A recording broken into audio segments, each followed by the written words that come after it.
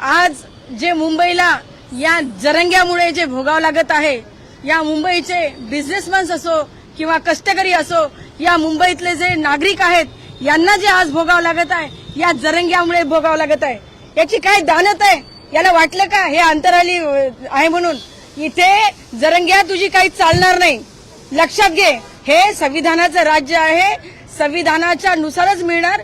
हे असं आरक्षण मागतो किंवा देशी पाजून आणून इथे जर का प्रीपेड करून सगळं चालवतो म्हणलं तर जरंग्या हे चालणार नाही.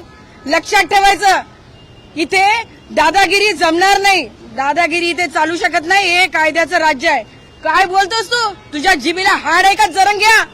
कधी मुख्यमंत्र्यांची आई काढतोस? चित्रा वाघ सारख्या एका सन्माननीय एवढ्या मोठ्या नेत्याला तू खालच्या स्तरावर बोलतोस? लायकी आहे का तुझी? आता मला तर शरद पवारांच्या राजकारणाबद्दल काही बोलायचंच नाही. मला तर असं वाटतं की त्यातल्या करणीचं फळ आहे की काय? रसद पुरवसाल त्याच्यामुळे घडलं की काय? सन्माननीय ताई आहेत आमच्या, सुप्रिया ताई, मी त्यांचा रिस्पेक्टच करते, परंतु माझ्या एसटीतले 124 बांधव जे रोज मृत्युमुखी पडत होते 6 महिने, त्यावेळेस माझ्या ताईला जाग नाही आली. माझ्या एसटीतले कष्टकरी जे मृत्यू पडत होते त्यांना भेटण्यासाठी ताईचा पाय आझाद मैदानात नाही आला. परंतु आज या देशी पाजून आणलेल्या या जरंग्याला भेटण्यासाठी ताई तुमचे पाऊल कसे वळाले? भेटले ना तुम्हाला ते कर्माचे फळ? फेकल्या ना तुमच्या अंगावर बाटला? उष्ट्या पाण्याच्या बाटला फेकून तुमचं तिथं स्वागत झालेलं आहे. ताई लक्षात घ्या, आता तरी मला वाटतं सुधरा आणि या ज्या जरंग्याला आहे त्याची लायकी दाखवून द्या. विनाकारण माझ्या गोरगरीब, माझ्या सर्वसामान्य, माझ्या लाडक्या मराठा भावांना दिशाभूल करू नका रे. माझे ते ओरिजिनल लाडके अभ्यासू माझे मराठा भाऊ इथे नाहीच दिसत आहेत मला. हे कुठली तरी गंगा वाहते इथे उलटी. काय तुम्ही या लोकांना, मी म्हणते चपट्या पाजून आंदोलनं केली जात नाही. एसटीचं आंदोलन, एक अमेरिकेमध्ये सुद्धा त्या आंदोलनाची चर्चा झालेली आहे. हे काय आंदोलन आहे? ते कोणती दादागिरी आहे? वाटेल ते बोलायचं, गांडबुली म्हणायचं? अरे लाज वाटते का तुला जरंग्या? त्या आंदोलनामध्ये बहिणी आहेत, आवी आहेत, मुली आहेत, एवढे मोठे माझे लोक आहेत, तिथे आलेली जनता आहे, त्यांच्यासमोर असं घाणेरडं बोलतो? लाज वाटायला पाहिजे. जरंग्या हे चालणार नाही. हे जे आहे हे आंदोलन आहे, हे आंदोलन नाहीच आहे. हे प्रीपेड कार्यक्रम चाललेला आहे, पेड कार्यक्रम चाललेला आहे. शरद पवार पाठवलं होतं ना लेकीला, लेक आली होती ना? का सगळे तुमचे नेते पण तिथे आहेत ना, जागजागी सगळे पुरवठा करत आहेत ना? मग काय झालं? कोणता रिस्पेक्ट मिळाला? म्हणजे सीमेपलीकडे जे आतापर्यंत आपण म्हणत होतो की क्रॉस बॉर्डर मध्येच हे केलं जात होतं, एकाने पुरवठा करायचा आणि त्याचे फळं एक दिवस भोगायला लागले होते अमेरिकेला सुद्धा. तेच हे झालेलं आहे. रसद जरी पुरवली असेल तरी आज लेकीचा कसा अपमान झाला हे लक्षात ठेवा. पिदाड्याचा कोणताही धर्म नसतो, पिदाड्याची कोणतीही जात नसते, या जरंग्या चपट्याची कोणतीही जात नाही, याची कोणतीही लायकी नाही. हा जरंग्या फक्त एका उद्देशाने, एका पॉलिटिकल मोटिवेटर होऊन इथे आलेला आहे, याची चलणार नाही. जरंग्या ताबडतोब आझाद मैदान खाली करायचं, हे खपून घेतलं जाणार नाही. माझा इशारा आहे तुला. सर आपण काय सांग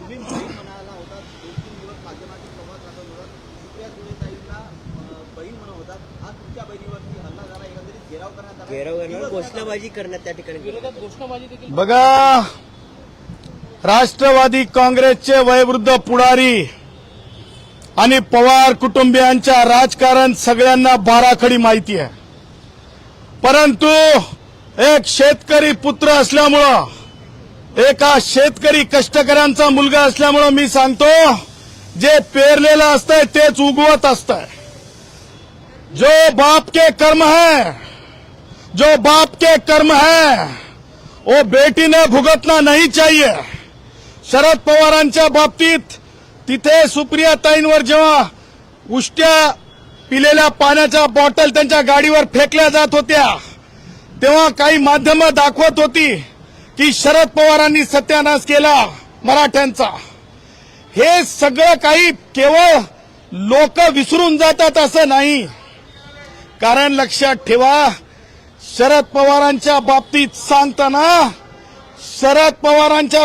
सांगताना काही महत्वाच्या गोष्टी, गोवारींच्या बाबतीत जे घडलं होतं ते सुद्धा तेवढंच निंदनीय होतं, ते सुद्धा तेवढंच गंभीर होतं. आणि सांगायचं तात्पर्य आज जे घडलेलं आहे म्हणजे संसद रत्न सुप्रिया ताईंसोबत गुणरत्न ताई पहिला माणूस आहे की कोणी सुद्धा कोणत्या महिलेवर ज्या प्रकारे तुमच्या गाड्यांवर उलट्या काय म्हणतो त्याला उष्ट्या बॉटल फेकल्या तशा फेकल्या जाऊ नये. कारण लोकशाहीमध्ये डेमोक्रेसीमध्ये चर्चा व्हावी. लोकशाहीमध्ये डेमोक्रेसीमध्ये पोलिसांच्या वर्दीला जाऊन धरणं, डोके फोडणं हे जर अंतर्वली सराटीपासूनच जर तुमच्या पक्षानं विचार केला असता की योग्य भूमिका घेतली पाहिजे. एकीकडे शरद पवारांचं मी तुम्हाला आताही दाखवू शकतो पुरावा की ते म्हणत होते की मराठा आरक्षण का मिळू शकत नाही, परंतु आज मात्र शरद पवार बोलायला लागले की संविधानामध्ये कसा बदल केला जाऊ शकतो. हे शरद पवार सत्तेत होते तेव्हा शरद पवारांना सुचत नव्हतं का? त्याच्यामुळे जे काही शरद पवार आज बोलतात, जे काही उद्धव आज बोलतात, ह्या सगळ्या गोष्टी ज्या आहेत अत्यंत गलिच्छ घाणेरड्या राजकारणाचा भाग आहे. आज आपण बघितलं असेल राज ठाकरेला सुद्धा सोडलेलं नाही जरंगेनं. आज राज ठाकरेच्या लोकांची काय भूमिका आहे? जरंगेने आज राज ठाकरेंना सुद्धा घालून पाडून बोलला. जरंगे दोन मंत्र्यांना म्हणजे नितेश राणे सारख्या मंत्र्यांना चुचुंद्री म्हणला जरंगे. काय उत्तर आहे मला सांगा? सन्माननीय संविधानिक पदावर असलेल्या मंत्र्यांना चुचुंद्री म्हणू शकतो का कोणी? याची दखल सभापती घेणार आहेत की नाही? याची दखल माननीय राज्यपाल घेणार आहेत की नाही? याची दखल आझाद मैदानाचा पोलीस स्टेशनचे सिनियर इन्स्पेक्टरनी घेतली पाहिजे, गुन्हा दाखल केला पाहिजे. चंद्रकांत दादा पाटील बद्दल तर अत्यंत खालच्या दर्जाचं बोलले. बघा, लोकप्रतिनिधी कोणी असो, परंतु आपण लोकांसाठी काम करतो असं दर्शवून लायसन्स घेतलेलं नाही, लायसन्स मिळवलेलं नाही. चपटी पिऊन बोलणं सोपं आहे, परंतु चपटी पिण्यासाठी सुद्धा लायसन्स असतंय. परंतु आज असं झालेलं आहे की सुसाट सुटलेल्या आहेत. आज आपण बघत आहात की मला काही महिला पत्रकारांनी सांगितलं, हे अत्यंत मी गंभीर सांगत आहे तुम्हाला. महिला पत्रकारांनी मला सांगितलं की कशा प्रकारे ते व्यक्त होत आहेत म्हणून. आणि व्यक्त होण्याची प्रक्रिया अशी आहे की एका महिला भगिनी पत्रकारेला जे आहे कशा प्रकारे तिच्यासोबत म्हणजे ज्या प्रकारे म्हणजे अपमानित केलं. ती महिला पत्रकार एका आपल्या कॅमेरामॅनला घेऊन रेल्वे स्टेशन पर्यंत जावं लागलं. लोकांमध्ये भानच राहिलेलं नव्हतं. बरोबर जयश्री पाटलांनी सांगितलं की ते कार्यकर्ते नसून ते कोण आहेत, तर ते जे आहेत प्रशिक्षित लढाके आहेत. आपण जर बघितलं मनोज जरांगे पाटील यांचं उद्यापासून कडक उपोषण असणार आहे. त्या ठिकाणी ते पाणी देखील पिणार नाहीत आणि एक दिवस पुन्हा एकदा वाढून देणार. मी तुम्हाला सांगायलो, जर एखादा माणूस उपोषणाला बसत असेल तर कायदेशीर प्रक्रिया हीच आहे की वैद्यकीय अधिकाऱ्यांना जाऊन शासनाच्या तपासलं पाहिजे. जरंग्या उपोषण करताय हे कशावरून? जरंग्या उपाशी आहे हे कशावरून? जरंगे आम्हाला माहित नाही खजूर खाता है, क्या खाता है, किसको पता है? खजूर खाता है, अंडा खाता है, क्या खाता है, किसको पता है? सब गोलमाल है भाई, गोलमाल है, सब गोलमाल है भाई, गोलमाल है. भूखा है, खाता है, पीता है, किसको पता है? त्याच्यामुळं वैद्यकीय अधिकाऱ्यांना तपासणी का करू देत नाही जरंग्या? हा सगळ्यात माझा बेसिक प्रश्न आहे. आणि जर वैद्यकीय अधिकाऱ्याला जरंग्या तपासणी करू देत नसेल तर ही गोष्ट की हे उपोषण कसं आहे? कारण वैद्यकीय अधिकारी उपोषणाच्या संहितेमध्ये वजन मोजलं जातंय. वैद्यकीय अधिकाऱ्याकडून ठोके मोजले जातात म्हणजे नाडीचे. त्याचबरोबर वैद्यकीय अधिकाऱ्याकडून हार्टचे हार्टबीट मोजले जातात.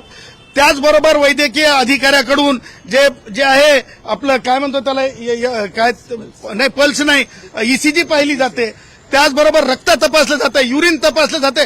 जरंग्याचं कोण तपासत आहे? जरंग्या ज्या प्रकारे व्यक्त होत आहे त्या प्रकारे मला एक म्हणजे प्रश्न आहे आणि चौकशीची मागणी करतो. कारण आता वेगवेगळे जेवणच घेण्याची गरज नसते. एका एवढ्याशा गोळीवर सुद्धा पोट भरलं जाऊ शकतंय. आणि म्हणून माझं असं म्हणणं आहे की जरंग्या जे आहे उपवाशी आहे का असा माझा बेसिक प्रश्न आहे. जरंग्याचं जे काही चाललेलं आहे ते अत्यंत राजकीय ढोंग चाललेला आहे आणि म्हणून जरंग्याचा उपवासामध्ये येतंय का? कारण आत्मक्लेश एकत्र करायचं असतंय. आत्मक्लेश एकत्रित करून त्यावर चर्चा घडवून आणायची असती. लोकतांत्रिक मार्गानं जे हे दिलेले आहेत, पॅरामीटर्स दिलेले आहेत, जे संहिता दिलेल्या आहेत, त्या संहितेनं वागायचं असतंय. तशा प्रकारचं हे उपोषण नाही. आणि उद्या ते पाणी पित नाही म्हणाले ना, ह्याच्या मागे सुद्धा काहीतरी कुभांड आहे. आणि जरंग्याच्याच बाबतीमध्ये उच्च न्यायालयाचे त्याच्या उपोषणाच्या बाबतीत दिलेले निर्देश हे सर्व श्रुत आहेत. सर, आपण जर बघितलं 2 दिवसाच्या सुट्टीनंतर उद्यापासून पुन्हा एकदा मुंबईमध्ये जे चाकरमानी वर्ग आहे त्यांची मोठी संख्या असणार आहे, जे चाकरमानी कामावर मुंबईमध्ये येत असतात. कारण की आपण बघितलं गेल्या 2 दिवसांपासून मुंबईमध्ये मोठ्या प्रमाणात मराठा बांधव आहे. 2 गोष्टी लक्षात ठेवा. जरंग्या, ज्या प्रकारे मला कोणाला श्वानाची उपमा द्यायची नाही, ज्या प्रकारे तुम्ही सामाजिक धर्माच्या नावावर लोकांना अपमानित करत आहात, आमच्यासारख्या माणसाला तुम्ही भुकल्यासारखं शिवीगाळ करत आहात, तुमचे लोक धमक्या देत आहेत. त्याही पुढे जाऊन जर उद्या वर्किंग डे, उद्या जर त्रास झाला, गणपती बाप्पांच्या भक्तांना त्रास झाला, तर ह्याचे लिगल कॉन्सिक्वेन्सेस जे आहेत ते मान्य न्यायालयासमोर नेले जातील. उद्या जर मी सन्माननीय आझाद मैदानच्या वरिष्ठ पोलीस निरीक्षकांना सांगू इच्छितो, त्याचबरोबर उद्धव, त्याचबरोबर राष्ट्रवादी काँग्रेसचे वयोवृद्ध पुढारी शरद पवार, जे सिंपथायझर आहेत, मला त्यांना आव्हान करायचंय की उद्या चाकरमानी, त्याचबरोबर कष्टकरी, कारण 3 दिवसापासून जो फुटपाथवरला वेंडर आहे त्याचं हातावर पोट आहे, ते अर्ध पोट त्याचे कुटुंब जगत आहे. त्याचबरोबर हॉटेल व्यावसायिक आहे, वेगवेगळे व्यावसायिक आहेत, त्यांच्यावर सुद्धा अन्याय होत आहे. त्याचबरोबर जीडीपी पडत आहे. ह्या सगळ्या गोष्टी लक्षात घेता आझाद मैदान पोलीस स्थानकाच्या सिनियर इन्स्पेक्टर साहेबांनी आज लॉ टू मोशन आणावा. उद्या लोकांना त्रास नाही झाला पाहिजे. रेल्वे स्टेशन रिकामे करावेत, कारण रेल्वे स्टेशन हे दारू पिलेल्या लोकांना धिंगाणा करण्यासाठी नाहीत, रेल्वे स्थानकात दारू पिलेल्या लोकांना धिंगाणा करण्यासाठी नाहीत, हे सुद्धा निक्षून आम्ही सांगत आहोत. पण उद्यापर्यंत जर हे झालं नाही, पण